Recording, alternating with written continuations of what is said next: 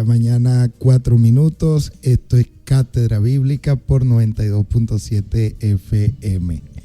Bueno, cosas que surgen en vivo. Buenos días, Dios les bendiga rica y poderosamente en esta mañana. Estaremos trabajando para ustedes, supervisor de programación Diego Bogado, gerente general Oscar Rebolledo Fuentes, la directora general nuestra hermana Mercedes Fuentes, en los controles nuestro hermano Iverson García y Henry Contreras, pastor de la comunidad apostólica Efesios 2:20. Buenos días, Iverson. Gloria a Dios. Bueno, queremos recordarles pues que para la mensajería de texto pueden activarse a través del 0412-636-9658. Repetimos, 0412-636-9658. Y para llamadas telefónicas lo puede hacer a través del 0239-992-5655. 0239-992-5655. Por allí estaremos interactuando. Queremos recordarle a la prestigiosa audiencia que nos escriban temprano, una vez que ya nosotros estemos desarrollando el tema. Si usted quiere emitir su opinión, queremos agradecerle que lo haga temprano, siempre que pueda hacerlo. Mientras tanto, queremos invitarle a tomar cuaderno, a tomar lápiz, a abrir la Biblia y a ubicarse con nosotros en el tema que hemos estado estudiando. El día de ayer estuvimos tratando el tema de la muerte y vamos a seguir profundizando en este asunto. Sin embargo, el tema que estamos tratando nosotros ya nos está llevando de lleno a lo que es el tema de la escatología. Vamos a hablar acerca de las 4 cosas últimas, como comúnmente se denominan o se denomina tradicionalmente lo que tiene que ver con la materia escatológica o las realidades últimas. Vamos a hablar entonces, por lo menos vamos a hacer referencia a las 4 cosas últimas, y yo quiero que usted tome nota acerca de lo que son las 4 cosas últimas. Cuando hablamos nosotros de las cosas últimas, hablamos de la muerte, el juicio, el infierno y el reino de Dios. Son las 4 cosas últimas y los aspectos más importantes que va a destacar la escatología. Por supuesto, el tema central de la escatología es la venida de Cristo, que esto va a dar paso pues al tema del reino de Dios. Pero repito, las 4 cosas últimas, hacemos referencia al tema de la muerte, el juicio, el infierno y el tema del reino de Dios. Es evidente pues que cualquiera que sea el modo como se comprendan estas 4 cosas últimas, lo que no se le puede restar es la importancia que este hecho tiene. La importancia que este hecho tiene y que tiene específicamente para el ser humano. Con completa independencia, repito, del modo como se puedan comprender, como usted la pueda entender, independientemente de la confesión de fe a la cual usted pueda pertenecer.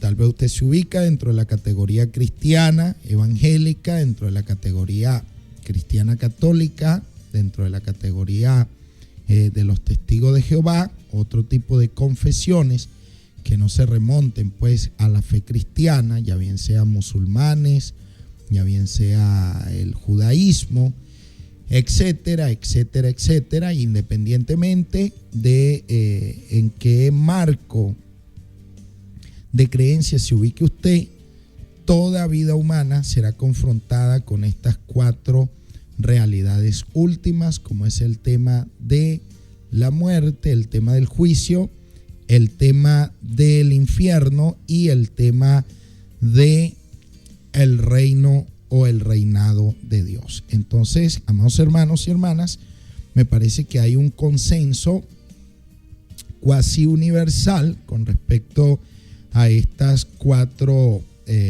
dimensiones últimas de la realidad escatológica. Bueno, donde hay discrepancia es en la forma como se entiendan el tema de la muerte, el tema del juicio, del infierno y el reino de Dios. Pero lo importante por encima de todo esto, amados hermanos y hermanas, es que esto no puede constituirse o verse como una especie de apéndice o un episodio añadido, agregado a la existencia humana. No. Esto es algo, amados hermanos y hermanas, amigo oyente, es algo de importancia extrema, de una importancia capital. Estamos hablando de lo último, de lo definitivo. Por más que pueda ser pensado de diversas maneras, como en el transcurso de desarrollo de los temas que vamos a estar tratando, vamos a hacer algunos comentarios acerca de cómo esto ha sido pensado de diversas formas, desde el mundo ateo, desde el mundo materialista, desde el mundo animista, el mundo panteísta, desde diversos mundos hasta el mundo bíblico y el mundo de la teología. Vamos a ir haciendo referencia a todo esto, de tal manera que quiero pedirle pues que se mantenga allí atento, tomando nota, y por supuesto hacemos un llamado a la investigación, porque vamos a estar tratando temas que son muy densos, muy profundos, temas que son gruesos y ameritan pues el que usted pueda emprender un estudio, porque por la misma razón del tema, para no ser banales o triviales en el desarrollo del tema, nosotros queremos reconocer que en los tal vez 55 minutos que nosotros tratamos este tema, no es suficiente pues para la densidad de un tema tan amplio. Entonces, amados hermanos y hermanas, hacía referencia pues que estas realidades últimas, por más que han sido pensadas y son pensadas de diversas maneras, lo que no podemos restarle es la importancia. Fíjense ustedes, por ejemplo, el tema de la muerte. El tema de la muerte es pensado de diversas maneras. Cómo se muere, y nada más en este caso el tema del más allá cristiano, o el más allá de las distintas confesiones religiosas que existen. Entonces nosotros vemos que esto repercute en toda nuestra existencia temporal. Pensar en el tema de la muerte, el tema del juicio, el tema de la condenación o el reino de Dios, esto va a repercutir directamente en nuestra vida en tiempo presente. De tal manera que pensar hacia el porvenir, pensar hacia lo que otros llaman futuro, va a repercutir directamente en el estilo de vida, en la forma de vida que nosotros tenemos en este momento. De tal manera que esto es como un paliativo, es como un muro de contención, que debería refrenar la maldad y el sistema de impiedad. Si se piensa realmente en el tema de la muerte, en el tema del juicio, en el tema de la condenación y en el tema, por supuesto, del reino de Dios, esto va a repercutir directamente en nuestra existencia temporal, ya que se nos está dando como un anticipo, es un preanticipo acerca de lo que sería nuestro destino último o la finalidad de nuestro ser. Entonces esto nos permite, amados hermanos y hermanas, que salga a la luz lo que la vida, no tanto lo que la vida es, sino lo que la vida puede ser,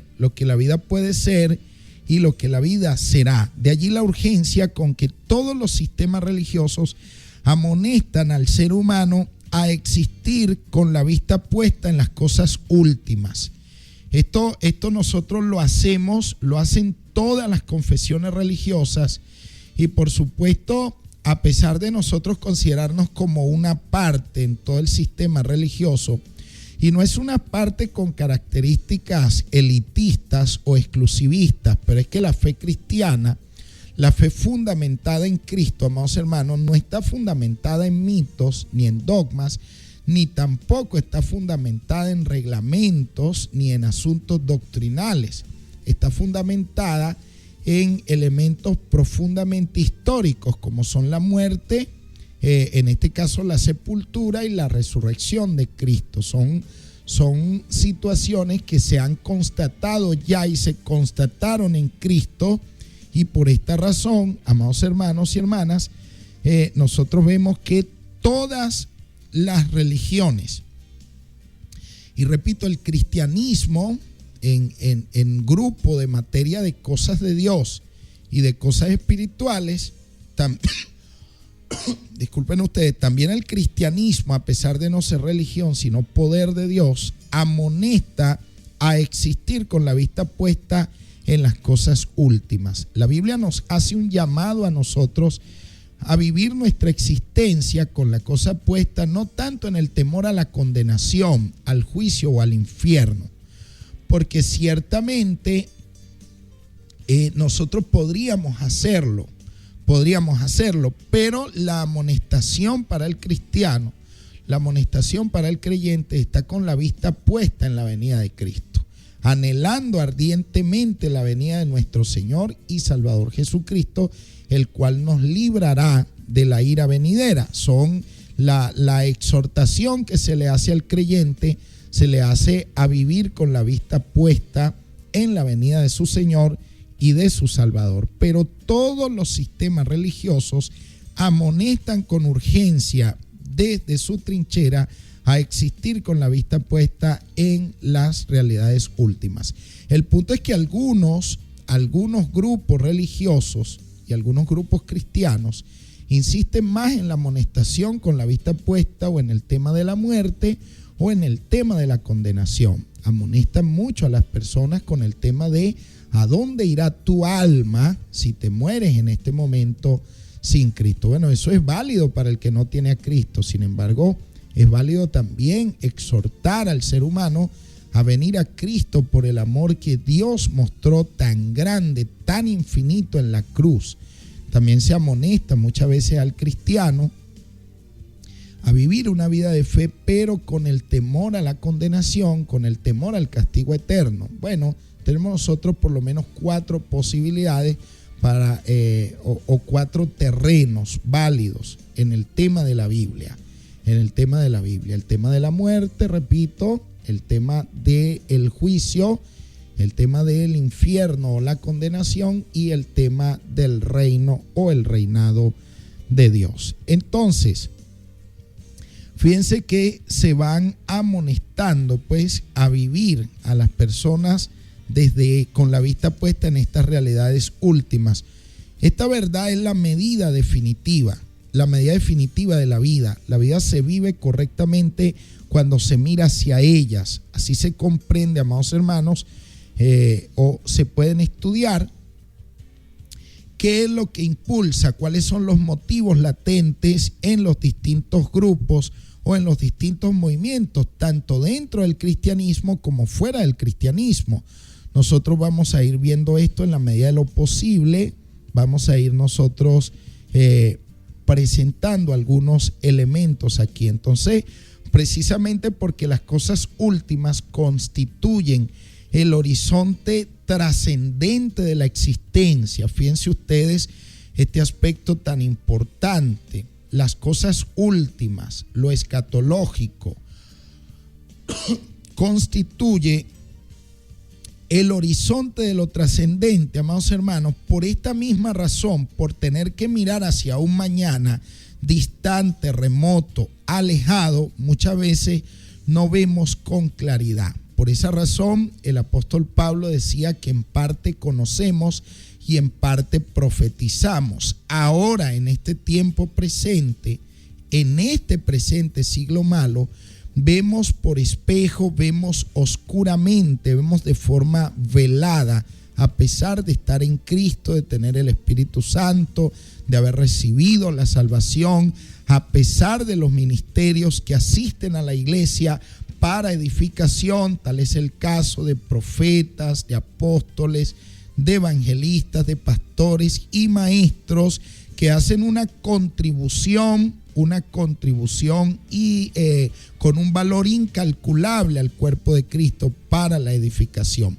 Pero a pesar de todo eso, cuando nosotros metemos el lente bíblico en materia escatológica, en materia apocalíptica, en lo que tiene que ver con el porvenir, por tratarse de un horizonte, amados hermanos, distante de nosotros en el tiempo, y no solamente en el tiempo, sino también en el propósito absoluto de Dios, cuando Él dijo que no nos toca a nosotros saber los tiempos o las ocasiones que el Padre puso en su sola potestad. Por tratarse de esto, amados hermanos, por encontrarse esto no solamente distante de nosotros en el tiempo, sino en el horizonte de la trascendencia, esto parece tener claridad y oscuridad al mismo tiempo, parece tener trascendencia e inmanencia al mismo tiempo. O sea, hay una tensión entre lo que somos ahora y lo que tendremos que ser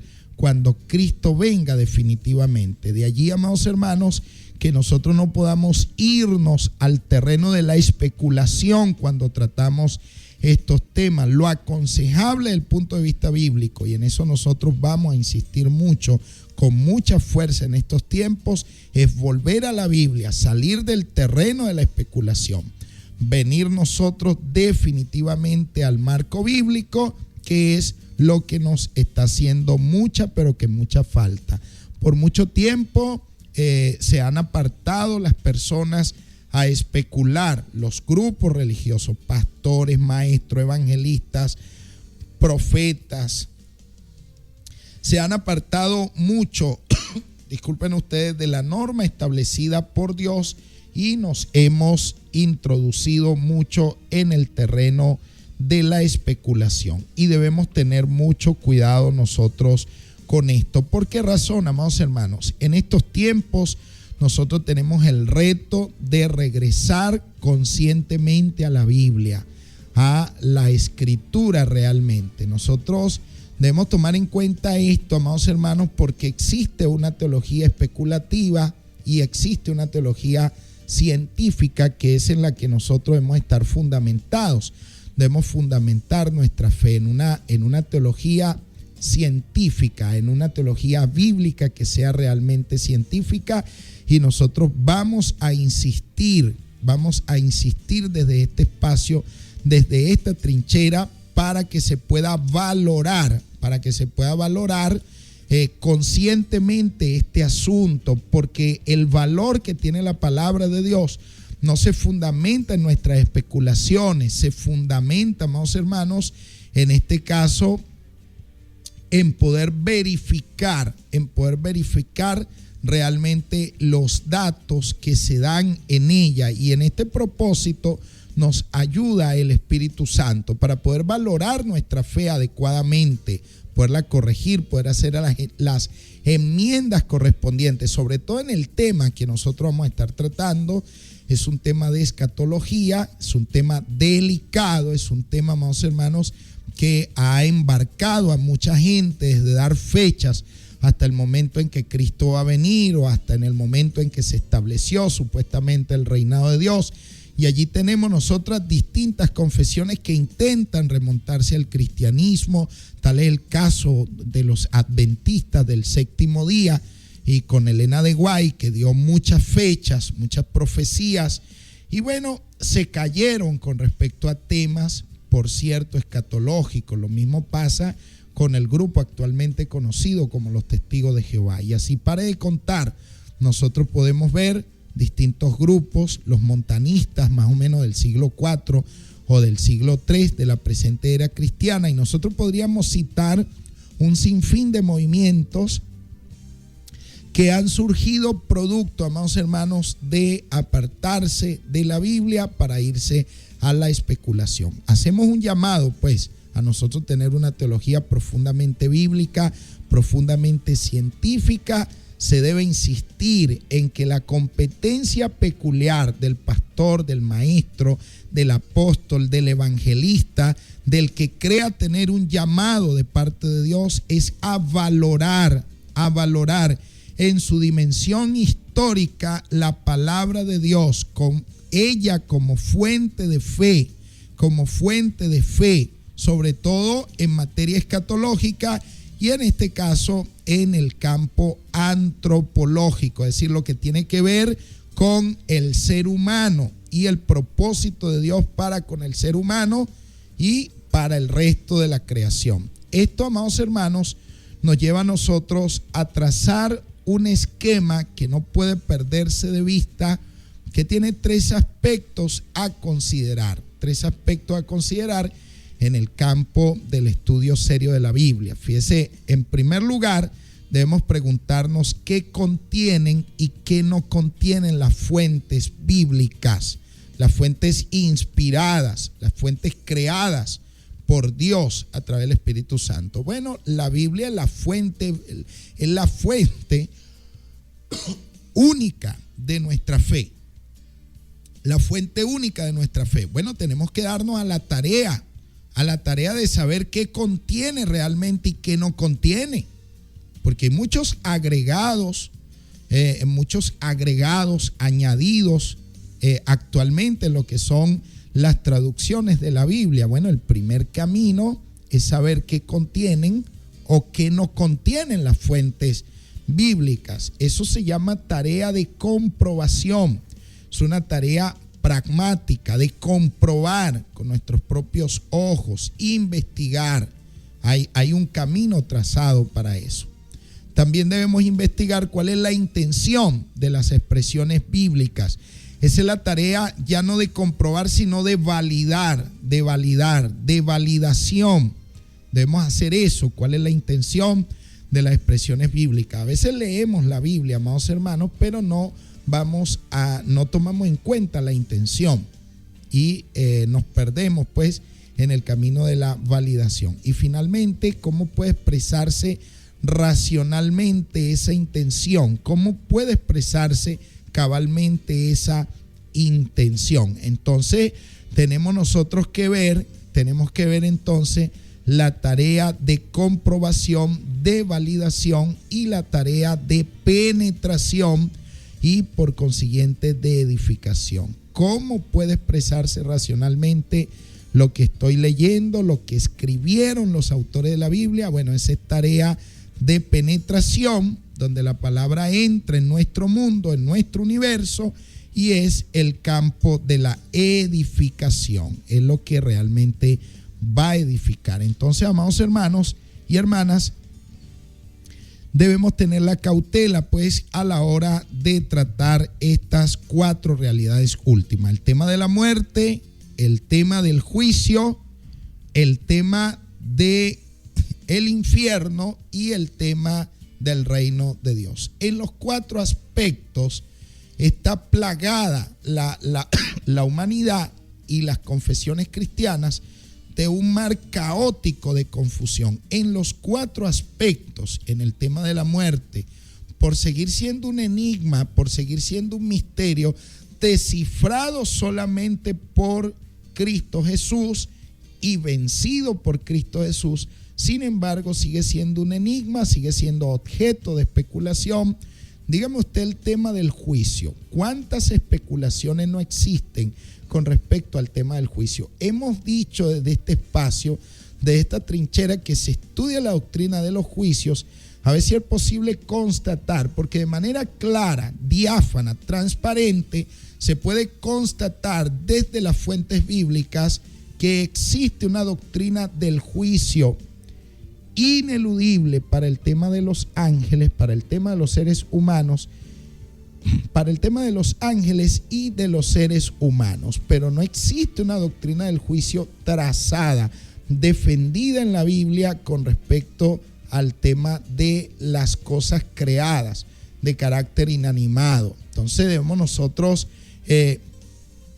meterle la lupa a esto. En cuanto al tema del infierno, ¿cuántas especulaciones no se han hecho de si hay o no hay gente en este momento en el infierno, de cómo se encuentran, de si padecen o no padecen.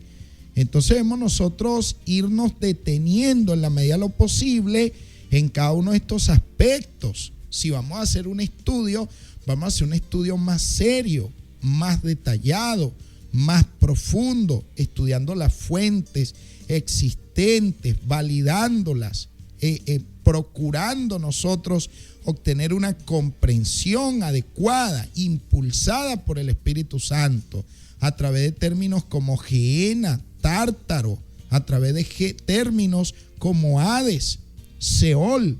Vamos viendo todo eso y los distintos contextos, a fin, amados hermanos, de que podamos tener un horizonte más claro acerca de cosas que no es posible para nosotros validar por la vía de la experiencia, pero lo que la puede validar en este momento es la fe, pero tiene que ser una fe en la palabra de Dios y no puede ser una fe fruto de nuestras especulaciones, o no puede ser una fe que la valide el pastor Henry Contreras o que la pueda validar algún otro maestro, algún otro profeta, apóstol o evangelista. No, amados hermanos, lo único que puede validar nuestra fe, fundamentar nuestra fe, no es otro que la palabra de nuestro Dios y, por supuesto, el papel relevante que tiene el Espíritu Santo en la iglesia, no simplemente en nosotros como individuos o como personas, sino en la iglesia como colectivo, como cuerpo de Cristo. Esto quiere decir, amados hermanos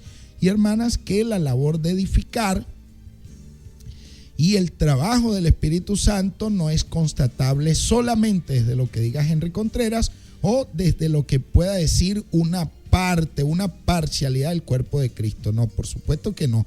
El cuerpo de Cristo y la iglesia es mucho más que el pastor Henry Contreras o que un grupo de pastores o maestros en cualquier parte de este universo. Digo esto, amados hermanos, porque muchas veces nosotros tenemos que lidiar con el pecado del egocentrismo, de la egolatría, de la cual muchas veces no estamos libres. Y por esa razón cito al pastor Henry Contreras y no a otro como ejemplo de aspectos negativos en los cuales nosotros podemos incurrir.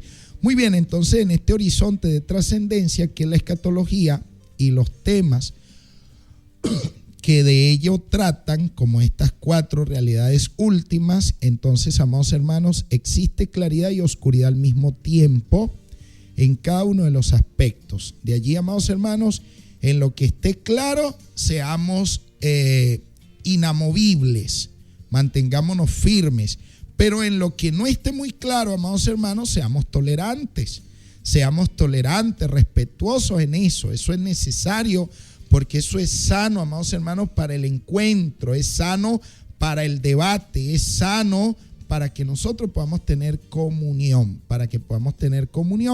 los unos con los otros. Entonces, amados hermanos, de este punto de vista, fíjese usted, en este horizonte aparecen, en el horizonte en el que aparecen estos temas, por ejemplo, fíjese, en el caso de que alguien quiera dudar acerca de la existencia del juicio, del desenlace, en este caso, nómico que tiene, cuando me refiero al aspecto nómico, me refiero al nomos como ley, me refiero al nomos como juicio, es decir, cuando hablamos nosotros en el caso del juicio, porque Hebreos 9:27 lo dice, y vamos a tomar en cuenta ese versículo que está establecido para los hombres que mueran una sola vez, y después de esto el juicio. Entonces se presenta allí un aspecto nómico, judicial, punitivo, y en el caso de que alguien quiera dudar de que avanza hacia ese desenlace nómico, hacia ese desenlace de juicio, amados hermanos, lo que no pueden dudar ninguna persona es acerca de la realidad de la muerte, lo tocante a la muerte, porque esta es una realidad cruda y es ante todo y sobre todo una frontera del ser y no está exenta de problemas. La muerte se alza como una frontera como una frontera del ser humano, frontera hacia la cual nadie quiere avanzar, frontera que nadie quiere llegar. Entonces ella se alza como una frontera del ser que no está exenta de problemas, plantea dificultades. Pues en este caso, amados hermanos, ella como fin plantea entonces toda una serie de preguntas fundamentales para la vida. Fíjese lo paradójico de este asunto. La muerte se alza como una frontera del ser. O sea, no le permite, aparentemente no le permite al ser humano seguir existiendo. No le permite seguir existiendo. Y en todo caso, amados hermanos, en todo caso, aunque el ser humano siga, aunque se siga existiendo, disculpen ustedes, lo que pasa es que son asuntos profundos, aunque se siga existiendo, no es posible seguir existiendo como ser humano o como hombre. Lo que quiera que sea, que siga viviendo o que siga existiendo, más bien que viviendo, no puede ser llamado ser humano. Y luego lo vamos a ir planteando. Entonces se alza ella, la muerte, como una barrera, como una frontera del ser, como una frontera del existir como humanos. Entonces eso plantea toda una serie de problemas, tanto el filósofo, porque ha escrito mucho de esto, y de esto vamos a hacer referencia nosotros al respecto, tanto para el biblista como para el teólogo, tanto para el ateo como para el científico, el médico, o para el que no maneja ningún tipo de especialidades en los aspectos que nosotros estamos tratando en este día. Las personas que caminan en este momento, que van de a pie o que van en una camioneta, que van en un vehículo, que se encuentran en su punto de trabajo, también se plantean o se enfrentan al drama de la muerte, y esto no está exento de dolor ni tampoco de preguntas, porque la muerte se alza como una realidad cruda y como una frontera, repito, del ser como humanos, y esto plantea problemas. Más adelante vamos a explicar por qué la persona cuando muere ya no puede ser considerada humana, y lo vamos a explicar con algunos detalles. Entonces, amados hermanos y hermanas, esto se plantea más bien, nos lleva a considerar las preguntas fundamentales de la vida.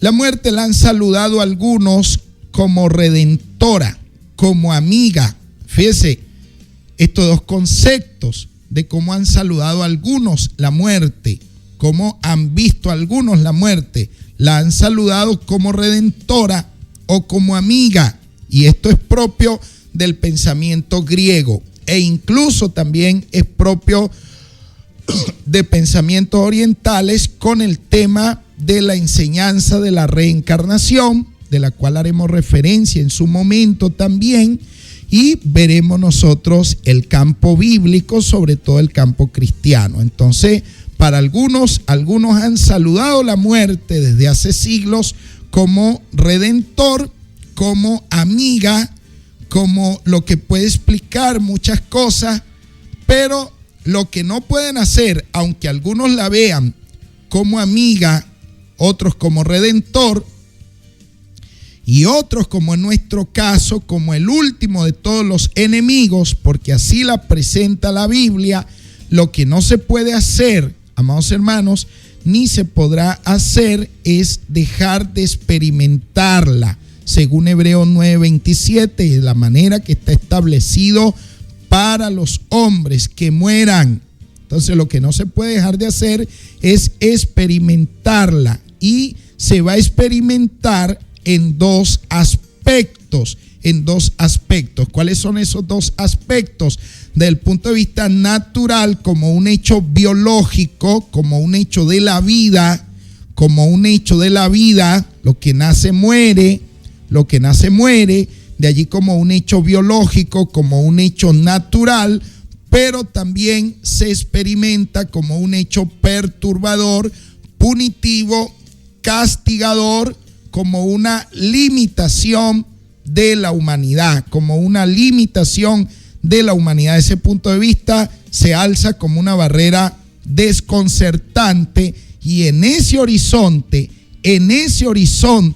de la muerte como un hecho punitivo, castigador, como un hecho que se alza como una barrera, en ese horizonte la muerte aparece como enemiga de Dios, como enemiga de Dios y por supuesto como enemiga del ser humano. Hablamos de la muerte como un hecho biológico, como un hecho natural, porque los animales la viven, la experimentan, pero no la sufren como un hecho punitivo. Es decir, que cuando un animal experimenta la muerte, ya bien sea por una tragedia natural, ya bien sea por de forma natural, en este caso, ya bien sea por una tragedia, por una enfermedad o porque muere de anciano, el animal nunca la va a experimentar o la va a vivir como un hecho punitivo, no la vive como un castigo. No se puede decir lo mismo del ser humano, que la vive como un castigo impuesto por causa de la caída, y en esto nosotros vamos a ir entrando luego con detalles vamos a ir entrando nosotros. Entonces vemos la muerte de estos dos puntos de vista, del hecho biológico y desde el punto de vista del hecho punitivo, y luego vamos a dar los textos que de esto enseñan. El hombre, el ser humano, entonces, es esencialmente una criatura, y así la presenta la Biblia, cuya existencia se quiebra sin haberse completado, sin haber alcanzado su propósito. Mire usted lo importante en lo que nosotros vamos a entrar a partir de este momento. El ser humano, el hombre, es esencialmente una criatura, es decir, se encuentra frente a Dios. Se encuentra frente a Dios como creador. Se encuentra frente a Dios como creador y él como criatura, en este caso el ser humano. Pero la existencia del ser humano se quiebra sin haberse completado, sin haber alcanzado su propósito, sin haberse redondeado, sin haber llegado a su finalidad. Esta quiebra, amados hermanos, esta quiebra de la existencia en el ser humano le confiere a él una impresión de lo inútil y lo vana que es toda su existencia, de lo inútil y vana que es toda su existencia. Él vive esta quiebra como ruina, que él no desea, que él no busca. Y se le confiere un sentido de inutilidad a toda su existencia, en la medida en que su vida tiene un comienzo y termina teniendo un fin. Sin embargo, amados hermanos, cuando Dios hace al hombre, no lo hizo para que tuviera un fin, sino una finalidad. Y esa finalidad era que Dios pudiese reinar sobre él. Esto es muy importante, amados hermanos, porque cuando en Génesis 2:17 nosotros veamos y estudiemos ese versículo, vamos a entender que Dios no hizo al ser humano para que tuviera un fin, sino para que tuviese una finalidad, El haber pasado por encima de lo establecido por Dios lo llevó a él a tener un fin. Sin embargo, el propósito de Dios, gracias a Dios, Adán lo que era una sombra de lo que tenía que venir, y entonces no se detuvo la finalidad de Dios para con la humanidad, y eso lo veremos cuando nosotros veamos a Cristo, y todo lo que Él ha hecho por nosotros. Bueno, de eso se habla desde siempre, pero debemos retomarlo de manera que podamos encajar todo esto con miras a comprender el tema que estamos tratando. Entonces, amados hermanos, se alza la muerte en el hombre como quiebra cómo quiebra. Este tiene un comienzo, pero no quiere tener un fin. Y como en este caso un fin como cada uno de los seres naturales que son producidos según su especie y son reabsorbidos de nuevo en la vida del todo o en la vida de la tierra. Vamos a ver nosotros Génesis capítulo 1. Génesis capítulo 1. Este texto nos lleva a nosotros a hacer algunas consideraciones que consideramos sumamente importantes. Génesis capítulo 1, versículo, ya les voy a decir el versículo 24. Dice: entonces dijo Elohim, produzca la tierra seres vivientes según su especie, ganado, reptiles y bestias de la tierra según su especie, y fue así. Fíjese usted, amados hermanos, que la tierra produce seres vivientes según su especie, pero la tierra que produce estos seres vivientes recibe de nuevo a estos seres vivientes, los recibe de nuevo, porque la tierra es seno materno, vientre materno que ve nacer, y recibe también a los seres que ve nacer. Si vemos nosotros en Eclesiastés capítulo 3,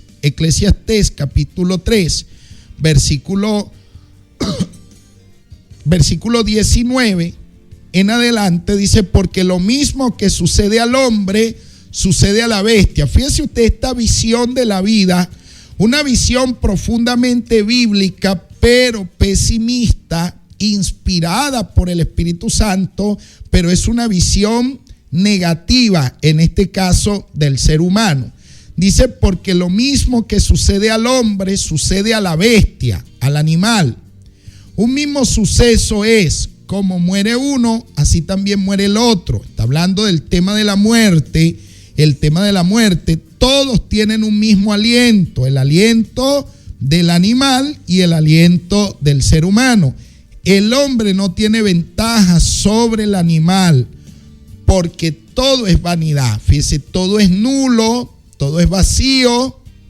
Ahora dice: todos van al mismo lugar, todos proceden del polvo y todos vuelven al polvo. Aquí vemos entonces, amados hermanos y hermanas, que el hombre en condición de criatura, al igual que el animal, proceden del polvo y regresan al polvo, en la medida que tienen un comienzo y tienen un fin. Sin embargo, amados hermanos, en el tema de la muerte, los animales que son producidos según su especie, como estamos viendo nosotros allí en Génesis 1:24, mírenlo allí. Entonces dijo Elohim: produzca la tierra seres vivientes según su especie, reptiles y bestias de la tierra, y según su especie, y fue así. Entonces vemos que cada uno de los animales, según su especie, vuelven de nuevo a la tierra, son reabsorbidos de nuevo por la tierra, y ellos no sufren ese proceso, Por lo tanto, aquí tenemos nosotros el tema de la muerte biológica, de la muerte natural, de una muerte que no se sufre como un hecho punitivo, y los animales son inmanentes a la naturaleza, Pero cuando se trata del ser humano, el ser humano no se deja reducir a la naturaleza, porque él tiene una condición espiritual, él tiene una condición distinta, y se ve en la imagen y la semejanza de Dios, de la cual es portadora el ser humano. Entonces él no sufre la muerte o no vive la muerte como un hecho natural, sino que la vive y la sufre como un hecho punitivo, y no permite que el fenómeno de la muerte lo pueda reducir a un hecho natural, como ha reducido a los animales según su especie. Cuando esto no se entiende, amados hermanos, surge una sabiduría, o una supuesta sabiduría, una filosofía de engaño, que es la filosofía de la resignación, de la humildad, de la purificación. Y esto, amados hermanos, es propio de las religiones y de los grupos que no creen en la resurrección. Se quedan en el tema de la muerte y pueden desarrollar un tema del más allá, pero no pueden ir más, disculpen ustedes, no pueden ir más allá del tema de la muerte. Es decir, la muerte la ven como una finalidad en sí misma. No es así dentro de lo que enseña la Biblia, porque mientras el animal muere completamente y es absorbido por la naturaleza de la cual procede, el ser humano se niega a esto y la Biblia lo avala. Y el hecho de que hayan tantas interpretaciones con respecto al tema de la muerte indica, amados hermanos, que el ser humano no vive la muerte como una consumación, porque eso no está en el propósito ni en la voluntad de Dios.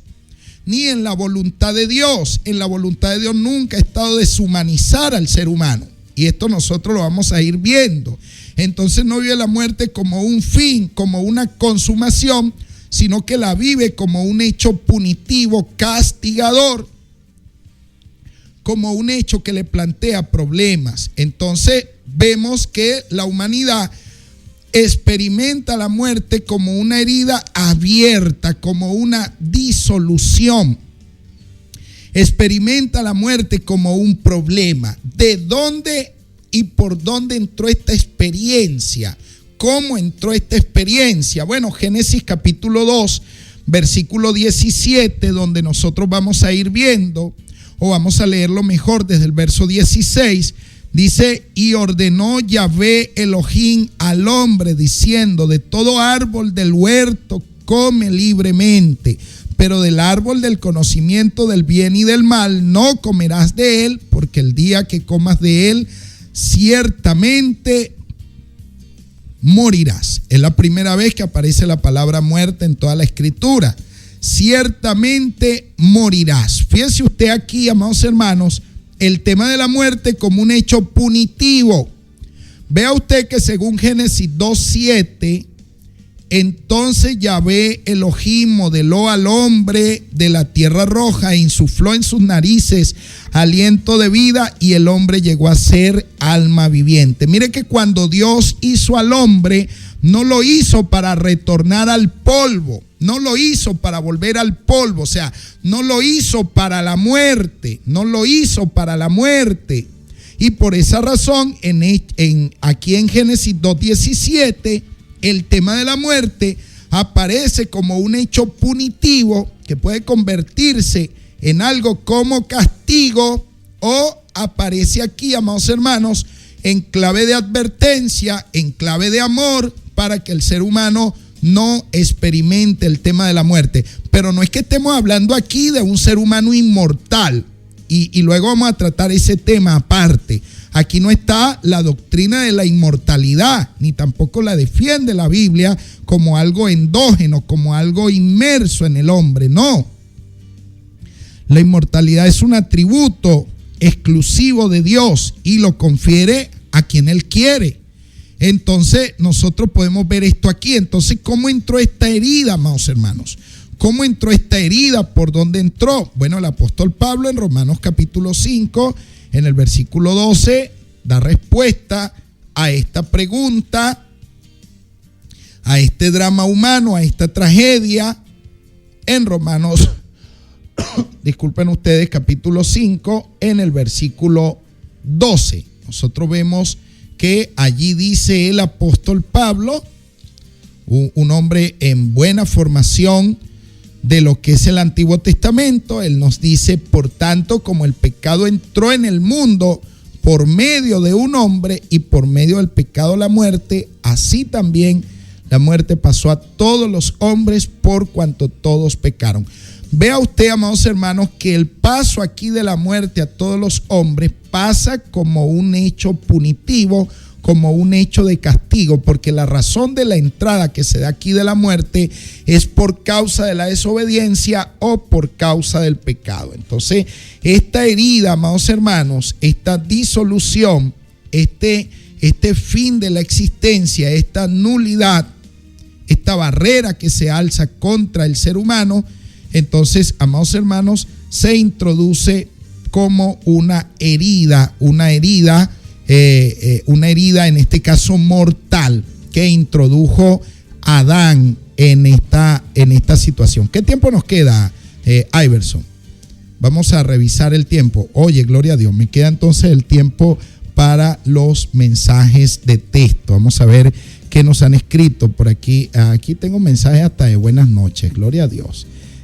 Por aquí, gloria a Dios. Vamos a ver. Hermanos y hermanas, les pido la oración por la familia Medina y por la familia Guanches, porque los delincuentes, dice aquí, los tienen amenazados, que Jehová los tiene amenazados. Bueno, el Señor es mi pastor. Les pido por favor escriban algo más claro. Por supuesto que sí, estemos orando, amados hermanos, para que estas situaciones tan lamentables no ocurran y las cosas mejoren. Aquí hay otro mensaje, pero debe ser continuación de otro.